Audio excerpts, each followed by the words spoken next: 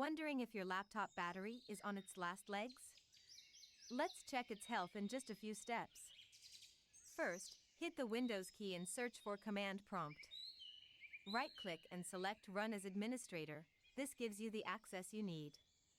Now, type in this command, powerfc/battery report/output c:\battery_report.html and hit enter.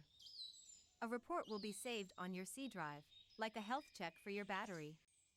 Next, open File Explorer, find that battery_report.html file, and double-click it. You'll see everything you need to know. Check the installed batteries section for design and current capacity.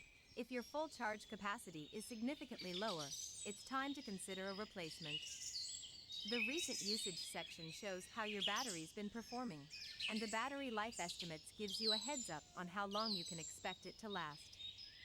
If your battery's capacity is below 50% of its design capacity, or if it drains faster than you can binge a show, it's time for a new one.